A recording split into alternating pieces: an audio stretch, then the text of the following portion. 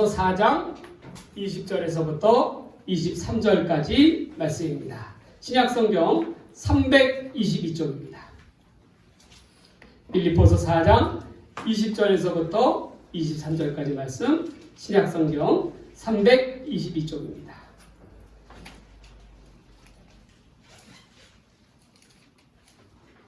이 말씀을 제가 봉독하도록 하겠습니다. 빌립보서 4장 20절에서 23절까지 말씀입니다. 이는 이 시간 우리에게 주시는 거룩한 하나님의 생명의 말씀입니다. 하나님 곧 우리 아버지께 세세 무궁하도록 영광을 돌릴지어다. 아멘. 그리스도 예수 안에 있는 성도에게 각각 문안하라. 나와 함께 있는 형제들이 너희에게 문안하고 모든 성도들이 너희에게 문안하되 특히 가이사의 집 사람들 중 몇이니라. 주 예수 그리스도의 은혜가 너희 심령에 있을지어다. 아멘. 우리 옆에 계신 분들과 함께 인사하도록 하겠습니다. 한 주간 동안 평안하셨습니까? 예, 한 주간 동안 평안하셨습니까?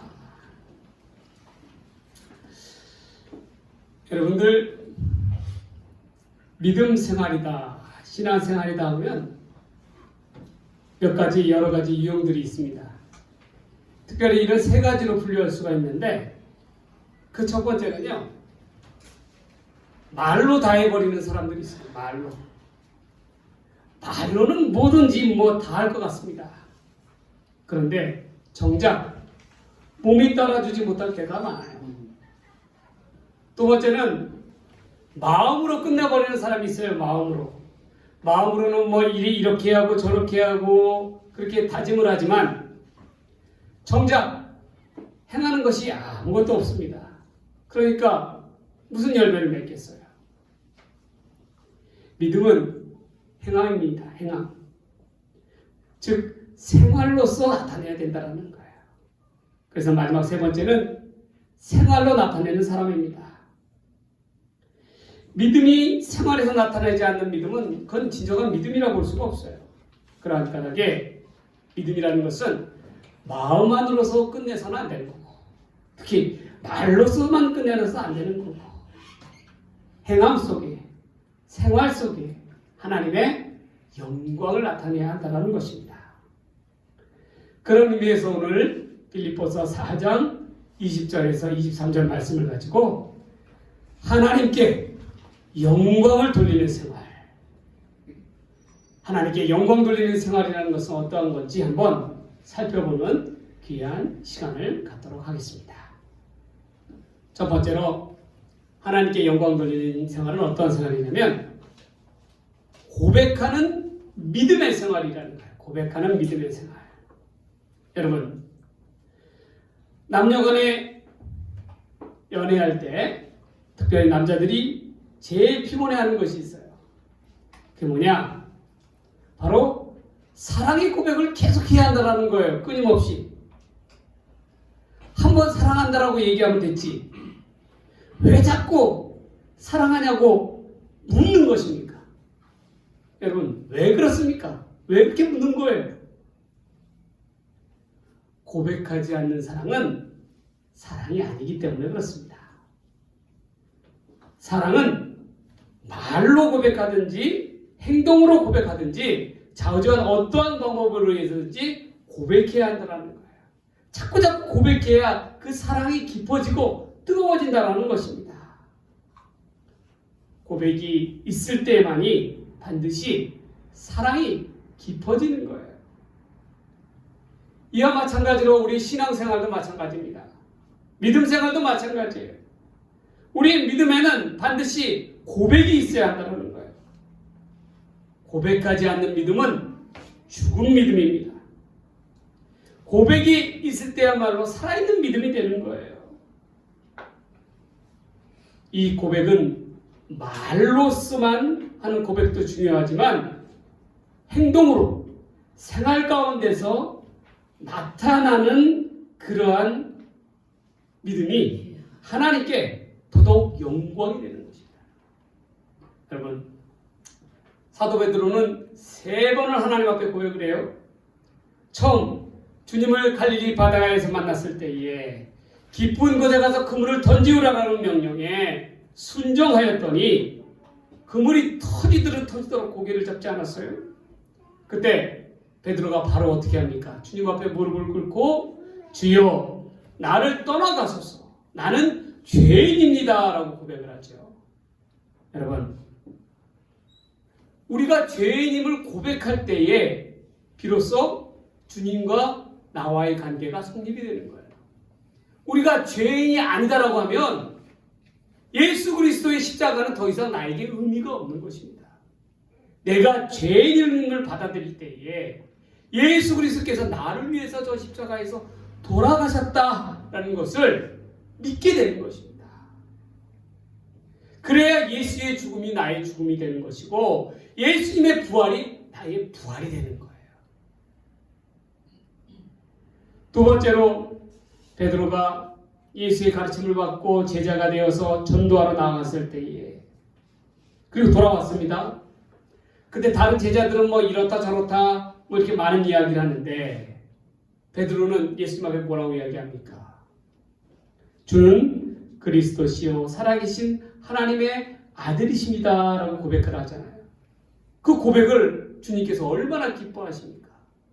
그러면서 하신 말씀이 이는 너희 생각에서 나온 것이 아니요 하늘 아버지께서 너에게 주신 것이라 라고 말씀하시지 않습니까?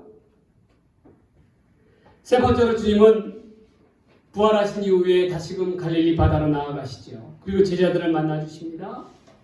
이에 베드로에게 이 베드로가 주님 앞에 고백하지요. 내가 나를 사랑하느냐라는 주님의 물음 앞에 주여 내가 주를 사랑하는 줄을 주께서 더 잘 아시지 않습니까? 라고 그렇게 믿음의 고백을 하죠. 여러분, 주님은 이미 베드로가 주님을 사랑하는 줄을 얼마나 사랑하는 줄을 잘 알고 계셨어요. 그럼에도 불구하고 주님께서 물으시는 거예요. 네가 나를 사랑하느냐? 왜 그렇게 물으시는 겁니까? 이 물음을 통해서 이 고백을 통해서 베드로가 주님을 배반함으로 말미암아 코가 쏙 빠진 베드로가 이 베드로를 다시금 일으켜 세우시는 거예요. 고백을 통해서. 그리고 다시금 새로운 사명을 부여해 주시잖아요. 내 양을 먹여라. 그 사명을 부여해 주시지 않습니까? 이처럼 고백하는 믿음으로 말미암아 베드로는 다시금 거듭날 수가 있었다는 것입니다. 그러니 이 베드로의 세 번의 고백이 얼마나 귀한 것입니까? 베드로는 주님을 향한 믿음의 고백을 통하여 다시금 일어설 수가 있었어요. 이처럼 믿음의 고백만이 하나님을 영화롭게 한다라는 것을 우리가 꼭 기억해야 할 줄 믿습니다. 오늘 본문의 20절에 보면 이와 같은 말씀이 있습니다. 하나님 곧 우리 아버지께 세세 무궁하도록 영광을 돌릴지어다. 아멘. 여러분, 바울이 돌린다고 하는 영광은 어떠한 영광입니까? 지금 바울은 로마 감옥에 갇혀 있어요. 옥중에서 이 빌립보 교인들에게 편지를 쓰는 겁니다. 편지를 쓰기 전에 바울이 얼마나 빈궁한 생활을 하고 있었습니까? 이처럼 고생하는, 복음을 위하여 고생하는 바울을 위하여 빌립보 교인들이 자신의 것을 아낌없이 털어서 헌금을 보내온 거예요. 에바브로 디도편으로 옥중에 있는 이 바울에게 헌금을 보내온 것입니다. 이를 받아든 바울이 얼마나 기뻐하든지 이는 하나님을 기쁘시게 하는 향기로운 예물이다라고 이야기합니다. 즉 예물을 통해서 성도들의 사랑을 통해서 하나님께 영광을 돌렸다는 거예요. 사실 앞서서 이 바울을 선교사로 파송한 교회는 안디옥 교회입니다. 그런데 이 안디옥 교회에서는 바울을 파송하였음에도 불구하고 한 번도 생활비나 활동비를 보내준 적이 없었어요. 그러니 바울이 얼마나 생활이 힘들었겠습니까? 전도하는 것도 힘든데 이에 더불어서 생활비까지 벌어야 하니까 얼마나 힘들었겠어요. 이 사실을 알고 빌립보 교인들이 아낌없이 어떻게 해요? 헌금을 보내는 것입니다. 그러니까 바울이요, 이 빌립보 교인들이 너무나도 고마워서 축복을 해주는 것입니까? 어떻게 축복을 해줬습니까? 나의 하나님이 그리스도 예수 안에서 영광 가운데 그 풍성한 대로 너희 모든 쓸 것을 채우시리라 라고 그렇게 빌립보 교인들을 축복해요. 여러분, 하나님의 복은 우리 가운데 어떻게 임하는 것입니까? 하나님의 복은 우리가 복받을 만한 일을 할 때에 하나님의 복이, 하나님의 영광이 나타나는 거예요. 하나님은 복을 받을 만한 자에게 더욱 넘치도록 축복하여 주십니다. 성도가 복을 받을 만한 일을 많이 하게 되면 그걸 통해서 하나님께서 영광을 받으신다는 거예요. 근데 반대로, 이와 반대로 성도가 복받을 일이라는 것은 하나도 안 하는데 그런데도 잘 된다. 그렇다면 그것은 오히려 하나님을 욕되게 하는 것입니다. 여러분, 그걸 알아야 돼요. 그러한 까닭에 우리는 하나님 앞에 우리가 복받을 만한 일을 하였는가 한번 되짚어 봐야 한다는 것입니다. 바울은요, 마지막에 아멘이라고 답하고 있어요. 아멘. 여러분, 아멘이라는 것은 무슨 뜻이냐면 진실로라는 뜻이 있습니다. 곧 진실로 이루어집니다 라는 뜻이에요. 이는 자기 고백적인 신앙입니다. 우리가 늘 아멘, 아멘 한다는 것은 진실로 이루어질 줄 믿습니다 라는 그러한 뜻입니다. 그런 가운데서 우리가 아멘이라고 고백하는 거예요. 이러한 신앙을, 아멘으로 신앙을 고백할 때에 이 고백의 신앙이 우리 하나님께 영광이 된다는 것입니다. 여러분, 여리고 마을 삭개오를 보세요. 주님을 만나고 얼마나 사람이 바뀌게 되었습니까? 삭개오가 주님 앞에 회개하죠? 고백합니다. 어떻게 고백합니까? 자기가 도색한 것이 있으면, 억울하게 남으로부터 빼앗은 것이 있으면 4배나 더해서 갚겠다. 그리고 앞으로는 가난한 자들을 위하여 베풀면서 살아가겠다라고 주님 앞에 다짐을 하며 고백을 하지 않습니까? 그때 어떻게 됐어요? 그 이후로 이 삭개오의 삶이 바뀌게 되었습니다. 생활이 바뀌게 되었습니다. 믿음이 바뀌게 되었어요. 그러니까 어떻게 됐습니까? 그 영향으로 늘 삭막했던 가정이, 돈으로부터 쪼들렸던 가정이 어떻게 됐어요? 늘 그 가정에 웃음꽃이 피기 시작하고, 또 삭막했던 이웃과의 관계가 어떻게 됐습니까? 베품으로 인해서 어떻게 돼요? 풍성해졌다라는 거예요. 풍성해졌다. 삶이 바뀌고, 가정이 바뀌고, 이웃과의 관계가 바뀌고, 생활이 온전한 변화를 이루었다라는 것입니다. 하나님께 영광을 돌리는 아멘의 생활로 바뀌게 되었다라는 거예요. 여러분, 우리가 행하는 믿음의 생활도 마찬가지입니다. 마음으로만 끝내서 안 되고, 더더욱 말로서만 끝내도 안 됩니다. 예수를 믿음으로 말미암아 마음이 바뀌고 생활이 바뀌었다는 것이 우리가 나타내 보여야 한다는 것이에요. 나의 믿음, 나는 이렇게 예수를 믿는다라고 하는 생활적인 믿음의 고백이 있을 때에 하나님께서 영광을 받으신다는 것입니다. 이처럼 우리가 주님 앞에 늘 고백하며 하나님 앞에 영광을 나타내는 생활이 되기를 주의 이름으로 간절히 축복합니다. 축복합니다.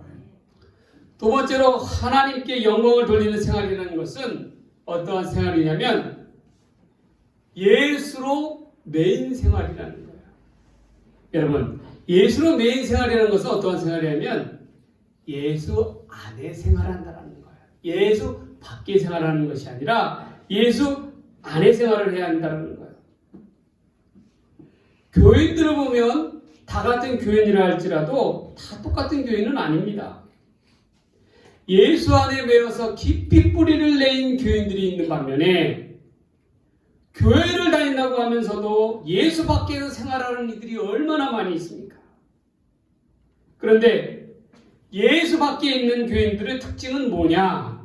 바로 자꾸만 교회 밖의 세상의 것을 교회 안으로 끌어들어오려고 한다는 거예요. 교회마저 세상의 것으로 매이게 된다면 그 교회가 하루라도 조용할 날이 있겠습니까? 여러분, 목사들도 마찬가지예요. 목사들도요, 아무리 목사라 할지라도 목사가 예수를 등한시하고 살아간다. 예수 안에 거하지 아니하고 매이지 아니하고 예수 밖에 세상 가운데 거한다고 한다면 그 목사가 아니라는 것이죠. 허대는 멀쩡한 목사 같으나 교인보다 못한 목사가 얼마나 많이 있어요. 주변에 보면. 그렇다라는 거예요. 목사라 할지라도 예수의 메인바 되는 목사가 진짜 목사인 것입니다. 그렇기 때문에 한경진 목사님께서 돌아가실 때에 목사님들한테 그 얘기 했잖아요. 유언으로. 목사님들 예수 잘 믿으셔야 합니다. 그렇게 얘기했잖아요. 그 목사님들이 뭐 예수 안 믿는 사람이 있어요? 다 예수 믿지요. 근데 왜 목사님이 그런 얘기를 신신당부하셨어요? 겉으로는 목사인 것 같으나 예수를 잘 믿는 것 같으나 실상은 예수 밖에 거하는 사람 목사들도 많다라는 거예요. 그러한 까닭에 한경진 목사님께서 목사님 예수 잘 믿으셔야 합니다 라고 당부하시는 것입니다. 여러분, 바울이 열심히 전도해서 에베소 교회를 세웠잖아요. 그 에베소 교회가 훗날 얼마나 전도하는데 중심이 됩니까? 그런 에베소 교회를 바울을 이어서 디모데가 바톤 터치를 합니다. 그런데 나중에 디모데가 바울에게 편지라는 내용을 보면 에베소 교회 안에 자꾸 패거리를 만들어서 문제를 일으키는 이들이 있다는 거예요. 그 첫째는 후메네오요, 둘째는 알렉산더요, 셋째는 빌레도라는 것입니다. 이 셋이 똘똘 뭉쳐서 작당을 해가지고 목회를 하고 있는 디모데를 도전을 하는 거예요. 얼마나 어렵고 힘들게 만드는지 몰라요. 여러분, 왜 그렇습니까? 이들은 왜 그러한 행동을 하는 거예요? 이들 모두 소속이 하나이기 때문에 그렇습니다. 전부 예수 밖의 사람들이기 때문에 그래요. 예수에 매였다라기보다는 세상에 매인 자들이기 때문에 그렇습니다. 그렇기 때문에 이러한 자들은 한결같이 없는 말들을 지어내가지고 교회를 회방놓는다라는 거예요. 가는 곳곳마다 문제를 일으킵니다. 교회를 혼란스럽게 합니다. 그러한 까닭에 바울이 직접 에베소를 가서 이들을 정리하지 않습니까? 출교시켜버려요. 교회에서 내쫓아버립니다. 그리고 디모데전서 1장 2절에 보면 이와 같은 내용이 있어요. 내가 그들을 사탄에게 내어준 바 되었느니라. 여러분, 오죽했으면 바울이 이렇게 했어요. 왜냐? 이들을 교회 안에 가만두었다가는 다른 건강한 신자들조차도 망치게 된다는 거예요. 망치게 된다. 교회 안에서 이들은 도저히 바뀔 수 없는 종자들이었기 까닭에 내치는 거예요. 권면을 해도 듣지를 않는 거예요. 권면을 해도. 이들은 형식상으로는 에베소 교인들이었지만 그러나 실상은 예수께 매인 자들이 아니라 예수 밖에 있는 사람들이었기 때문에 그렇습니다. 이러한 자들을 통해서 하나님의 영광을 받지 않으신다라는 것.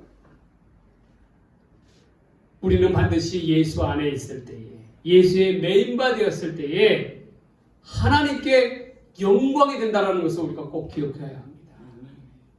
여러분 한번 보세요.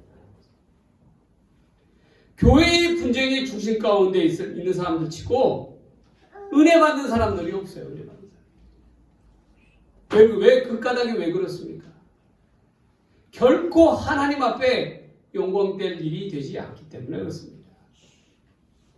목사님을 내어 쫓고 그런데 앞장서는 사람 결코 하나님께서 주실 복이 없어요. 여러분 그걸 알아야 됩니다. 주의 종은 하나님께서 세우시는 거예요. 그리고 주의 종이 잘못했을 때 하나님께서 치십니다. 끌어내리세요. 여러분 그걸 알아야 됩니다. 그런데 그거를 갖다가 사람이 중심으로 돼갖고 사람의 생각대로 끌어내린다?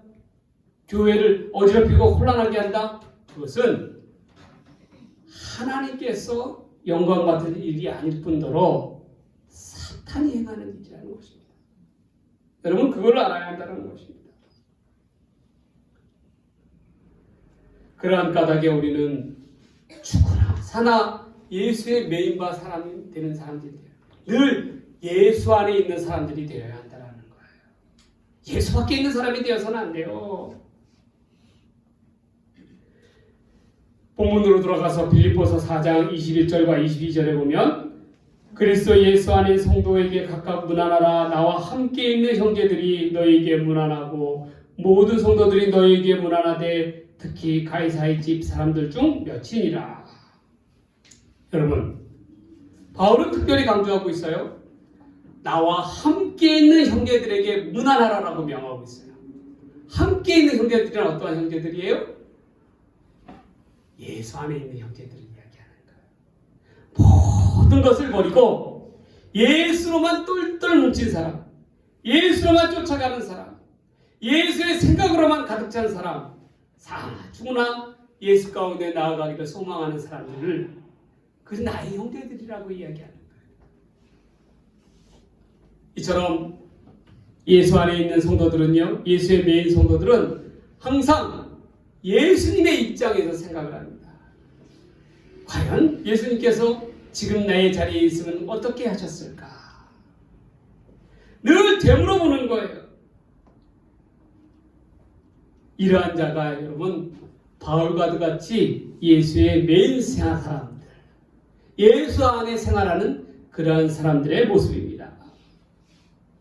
예수님이 지금 나와 같은 다산교회 교인이라면 어떻게 행하셨을까? 예수님이 지금 나와 같은 장로요, 권사라면, 집사라면 어떻게 하셨을까? 늘 고민하며 나아가는 사람이 예수 안에 있는 사람, 예수의 메인바 된 사람이 되는 거예요. 여러분 우리가 그것을 꼭 기억해야 됩니다. 우리 기준점은 바로 그거에 대해야 돼요. 어디에서든지 직장에서든 어디서든지 간에 꼭 여러분 기억하십시오. 과연 예수님이라면 어떻게 하셨을까? 이러한 모습이 예수 안에 있는 사람의 모습이라는 거예요. 예수의 메인바된 생활을 하는 사람이라는 것입니다. 우리가 반드시 해야 하는 생활은 예수 안의 생활, 예수의 메인바된 생활입니다. 이러한 생활을 통하여 하나님께 영광을 돌리는 우리 다산교회 성도들이 되시기를 주의 이름으로 간절히 축복합니다. 축복합니다. 세 번째로 하나님께 영광을 돌리는 생활은요, 은혜로 기쁨을 얻는 생활입니다. 뭘로 기쁨을 얻어요? 은혜로 기쁨을 얻는다라는 거예요. 돈 버는 재미로 기쁨을 얻는 것도 아니에요. 자녀 키우는 재미로 기쁨을 얻는 것도 아닙니다. 뭘로 기쁨을 얻어요? 은혜로만이 기쁨을 얻는 거예요. 한 번은 마귀가 예수님을 찾아오죠. 예수님께서 광야에서 40일 동안을 금식 기도하시고 일을 마치자마자 마귀가 이야기합니다. 지금 저 백성들이 먹고 사는 문제가 얼마나 심각하냐. 이것부터 네가 해결을 해야 되지 않겠느냐. 그러니 이제 해결 방법을 제시해 주는 겁니다. 길가에 저 널려져 있는 돌들을 전부 떡이 되게 하라. 그러면 문제가 해결될 것이다 라고 얘기하는 거예요. 근데 예수님께서 말씀하셔요. 사람이 떡으로만 살 것이 아니요 하늘로부터 내려오는 양식 하나님의 말씀으로 살 것이니라. 여러분, 이 말씀의 정확한 의미는 뭡니까? 사람이 처음에 지음받았을 때 뭘로 지음을 받았어요? 하나님의 생명, 하나님의 형상대로 지음을 받았다고 했습니다. 그러니까 우리의 육신은 떡을 먹고 살아야 하지만 우리의 영혼은 더 중요한 것이 있다는 거예요. 우리의 영혼은 반드시 하나님의 말씀으로 은혜를 받아 살아가야 한다는 것입니다. 결국 우리의 영혼은 말씀으로 거두어 살아간다는 거예요. 그런데 우리 안에 하나님의 말씀이 없으면 어떻게 되겠어요? 우리의 영혼이 죽어갈 수밖에 없어요. 우리의 육신이 아무것도 병들어서 먹지 못하게 되면 어떻게 됐습니까? 점점 마르고 뼈가 쇠하고 죽을 수밖에 없잖아요. 마찬가지, 우리 영혼도 마찬가지예요. 우리 영혼의 양식은 뭐예요? 하나님의 말씀이에요. 그래서 말씀 가운데 우리가 은혜를 받아야 한다는 거예요. 하나님의 말씀 가운데 은혜를 받아야 한다. 하나님의 말씀이 우선이 되어야 된다는 거예요. 왜? 하나님의 말씀에는 진리가 담겨져 있기 때문에 그렇습니다. 그런데 오늘날 우리는 어떻게 살아가고 있어요? 육신의 일, 얼마나 먹고 마시는 것, 즐기는 것에 매여서 살아가고 있습니까? 그러나 정작 무엇보다도 중요한 일, 영혼의 일, 하나님의 말씀을 은혜로 받는 것에는 얼마나 게을러야 하고 있어요. 관심조차 없잖아요. 관심조차 없어요. 우리는 항상 영의 말씀을 먼저 우선시돼야 된다는 것을 꼭 기억하시기 바랍니다. 이제 본문으로 들어가서 본문의 23절에 이렇게 이야기합니다. 주 예수 그리스도의 은혜가 너희 심령에 있을지어다. 은혜라는 말에는 기쁨이라는 뜻이 담겨져 있어요. 은혜는 기쁨이 담겨져 있다는 것입니다. 여러분, 은혜를 받으면 어떻게 해요? 기쁠 수밖에 없어요. 세상 무엇을 주더라도 이 은혜와 바꾸려 하지 않습니다. 왜냐? 그만큼 소중한 것이기 때문에 그래요. 하나님의 은혜를 받으면 반드시 기쁨의 변화가 찾아오게 되어 있습니다. 아무리 죄로 찌든 사람들이라 할지라도 어떻게 해요? 하나님의 은혜를 받으면 기쁨으로 회개함으로 돌이킨다는 거예요. 딴 사람으로 변해간다는 거예요. 그러나 아무리 예배에 많이 참석하였다 할지라도 그 예배를 통하여 은혜를 받지 못하면, 기쁨을 얻지 못하면 심령이 굳은 대로 굳어가지고 하나님의 말씀의 은혜를 받지 못한다는 것입니다. 이러한 사람은 바뀌지가 않아요. 예배 전이나 예배 후나 똑같은 생활을 합니다. 여러분, 많은 이들이 신천지에 빠지죠. 빠지는 이유가 무엇입니까? 기존 교회를 통해서, 교리들을 통해서 은혜를 받지 못했기 때문에 그래요. 기쁨을 얻지 못했기 때문에 그런 거예요. 그러니까 엉뚱한 데서 기쁨을 찾으려고 하고 은혜를 찾으려고 하는 거예요. 그렇게 까닭에 어떻게 해요? 그 꼬임에 넘어가는 것입니다. 여러분, 그걸 아셔야 돼요. 예수를 통한 내 안에 기쁨이 있으면요, 말씀을 통한 은혜의 기쁨이 있으면요, 절대로 그런 거에 흔들리지 않습니다. 그런데 그런 게 없기 까닭에, 기쁨이 없기 까닭에, 은혜가 없기 까닭에 그러한 허울에 넘어가는 거예요. 말씀을 알되 어떻게 합니까? 제대로 알지 못하고. 그렇다면 제대로 말씀을 공부해야죠. 말씀을. 참 그렇다면 신학 모든 것을 제껴두고 저 신학교가 갖고 제대로 된 신학 공부를 해야죠. 그런데 그렇지 않고 어설프게 한다는 게 무슨 그렇게 문제가 되는 거예요. 어설프게 알아가지고 그게 마냥 진리인 마냥 그렇게 생각하는 거. 그러한 까닭에 이단에 빠지는 거 아니겠습니까? 그러한 까닭에 기쁨이 없는 거잖아요. 은혜가 없잖아요. 그러니까 엉뚱한 데서 그것을 찾고 있잖아요. 사람을 통해서 그것을 얻으려고 하지 않습니까? 그게 문제가 된다는 것입니다. 은혜가 중요한 거예요. 사도 바울은 이 은혜를 옥중에서 다시금 언급합니다. 이 은혜야말로 교회의 분열과 다툼을 넘어설 해결의 키라고 보고 있어요. 교인들은 먼저 하나님의 은혜를 받아야 한다는 것입니다. 하나님의 은혜의 기쁨에 젖어들면 그 기쁨을 가지고 교회 안에서 싸울 일이 뭐가 있겠어요? 그렇잖아요. 원망하고 불평을 할 일이 뭐가 있겠습니까? 우리 이 은혜의 기쁨은 우리 믿음 생활의 미천이 되는 것입니다. 우리 은혜의 생활이야말로 하나님께 영광을 돌리는 것이에요. 왜? 은혜를 통하여 막힌 담을 허물기 때문에 그렇습니다. 여러분, 우리는 무엇보다도 은혜를 받아야 되는데 무엇을 통해서 은혜를 받아야 돼요? 하나님의 말씀을 통해서 은혜를 받아야 합니다. 말씀 안에 하나님의 숨겨진 보물이 있어요. 기쁨이 있어요. 은혜가 담겨져 있어요. 이 하나님의 은혜를 통해서 내 삶의 기쁨을 얻어야 합니다. 은혜를 받고 그 은혜를 통해서 기쁨의 생활, 은혜의 생활을 할 때에 우리가 온전한 하나님의 사람으로 거듭날 수가 있는 거예요. 여러분, 한번 다시금 여러분에게 되짚어 보세요. 과연 내 생활 속에 기쁨이 있는가? 그 기쁨의 근원은 무엇인가? 하나님의 말씀을 통한 은혜인가? 아니면 세상이 주는 기쁨인가? 그걸 알아야 한다는 거예요. 세상이 주는 기쁨은 오래가지 못해요. 그 수명이 짧습니다. 그러나 하나님께서 주신 기쁨은 찬찬한 샘물과도 같이 어때요? 늘 내 영혼을 차고도 적시고 그리고도 남는다라는 거예요.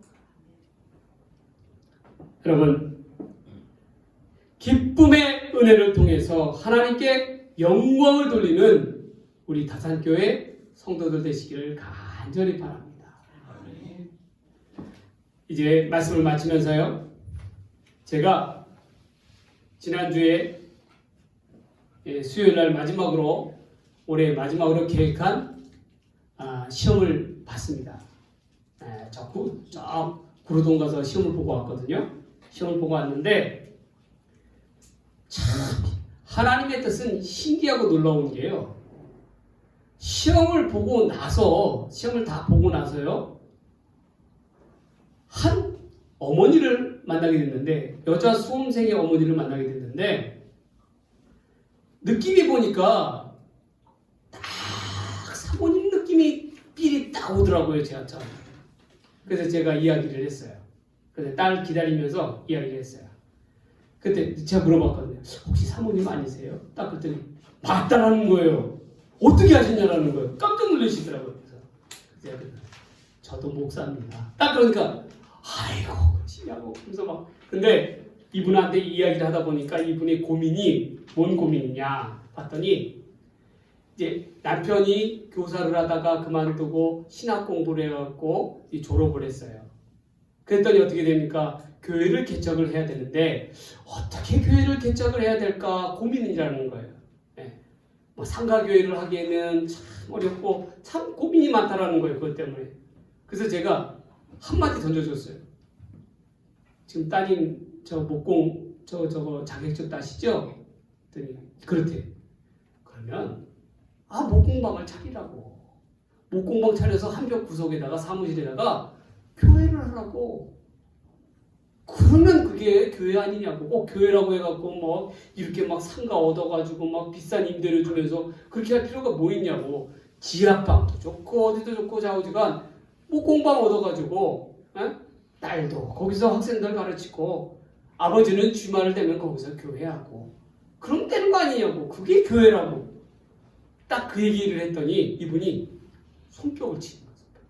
아이고 그러면 되겠네요. 자기가 왜 그 생각을 못했냐는지 모르겠다. 그러면서 오늘 목사님을 만난 게 그것 때문에 목사님을 만났다고 딱 그 얘기를. 그래서 제가 딱 돌아오면서 그런 생각이 들었어요. 이야, 목사는 좌우지간 어디 가든 목사가 이게 될 수밖에 없겠구나 싶은 생각을 했어요. 하나님께서 그 시험장에서도 어떻게 돼요? 사명을 주시잖아요. 사명을 주시잖아요. 그러면서 이분이 그렇게 기뻐하시더라고요. 우리 사모님이 그렇게 하면 되겠다라는 거예요. 그러면서 나보고 어디에 있냐고 그랬죠. 난 남양주에 있다고 그랬더니 교회 이름이 뭐냐고 다산교회라고 나 이렇게 얘기했더니 이거 그러시냐고 그러면서 막 그러시는 거예요. 그래서 꼭 한번 찾아가서 보고 싶다고 그러는 거예요. 여러분, 목사는요 어디를 가든 이렇게 사람들로부터 기쁨을 주는 사람이 되어야 합니다. 막힌 담을 뚫고 길을 제지해 줄 수 있는 사람이 되어야 되는 거예요. 그럴 때요 하나님께서 영광을 받으시는 거예요. 야, 나는 하나님이 왜 이 꼭두 새벽에 저 이 구르동까지 가게 하시는지 나 이유를 몰랐는데 이제서야 이유를 알겠어요. 그분을 만나게 해주시려고 그러시더라. 여러분, 이처럼 우리 생활 가운데서 우리는 사나 죽으나 무엇을 하든지 하나님의 영광만을 나타내는 그런 저와 여러분 되기를 간절히 바랍니다. 시험 결과는 어떻게 되었을까요? 그거는 나중에 12월 달에 결과가 발표나면 제가 말해드리도록 하겠습니다. 기도하겠습니다. 하나님 아버지, 우리는 사나 죽으나 하나님께 영광을 돌리는 생활을 하게 하옵소서. 말로서 그치는 것이 아니라 마음으로 그치는 것이 아니라 생활로서 하나님 앞에 영광을 나타내게 하여 주옵소서. 고백하는 믿음의 생활을 하게 하여 주시옵소서. 예수로만 메인바된 생활, 예수 안의 생활을 하게 하옵소서. 은혜로 기쁨을 얻는 그러한 생활이 되게 하옵소서. 이를 통하여 사나 죽으나 우리 하나님께 영광을 나타내는 복된 믿음의 성도들 다 되게 하옵소서. 이 모든 말씀 우리를 사랑하신 예수님의 이름으로 간절히 기도드리옵나이다. 목사님 나와